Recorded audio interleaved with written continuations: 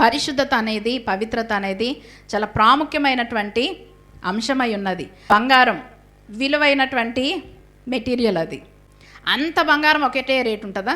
ఇప్పుడు ఎన్ని రకాల బంగారాలు? 18 క్యారెట్ అంట, 22 క్యారెట్ అంట, 24 క్యారెట్ అంట. ఎందుకన్ని క్యారెట్లు, ఎందుకన్ని ముద్రలు? టాప్ ఏంటంటే 24 క్యారెట్. అంటే అది ఉన్నంత కాస్ట్ 18 క్యారెట్ గోల్డ్ ఉండదు, 22 క్యారెట్ గోల్డ్. ఖచ్చితంగా వేరియేషన్ అయితే ఉంటుంది, ఎంతో కొంత వేలు డిఫరెన్స్ అనేది ఉంటుంది. ఎందుకు మరి? అది డైరెక్ట్ భూమిలో నుంచి తీసిన రాయి ఏదైతే ఉంటుందో, బంగారం ఏదైతే ఉంటుందో అది ఇంకా తక్కువకి దొరుకుతుంది. చెప్పడానికి ఏంటంటే అంతా బంగారమే, భూమిలో నుండి డైరెక్ట్గా తీసింది బంగారమే, 22 క్యారెట్ బంగారమే, 24 క్యారెట్ బంగారమే. కానీ ఎందుకు దానికి విలువ? 24 క్యారెట్కి ఎందుకు అంత విలువ? మట్టిలో నుండి తీసిన దానికి ఎందుకు విలువ ఉండదు అనంటే ప్యూరిఫికేషన్.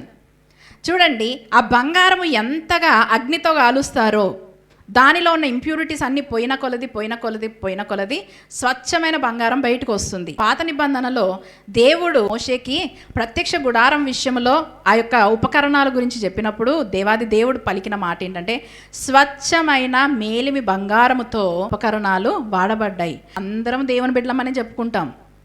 ఒక్కొక్కరి ప్రవర్తన ఒక్కొక్క విధంగా ఉంటుంది. కొంతమంది వారి బిహేవియర్ కానీ వారి క్యారెక్టర్ కానీ చాలా పరిశీలన చేసుకుంటారు. వాక్యం చెప్పిందంటే నేను దీనికి లోబడాలి. కొంతమంది ఏంటంటే దేవుడు నన్ను ప్రేమిస్తున్నాడు కదా, దేవుడు కనికరిస్తాడులే, దేవుడు అంత స్ట్రిక్ట్ కాదు, వాళ్ళకి అనుకూలంగా మలుచుకుంటారు. కానీ వాక్యం ఏం సెలవిస్తుందంటే ఈ వాక్యము 2 అంచులు కలిగిన ఖడ్గమై ఉన్నది, దహించు అగ్ని అయి ఉన్నది.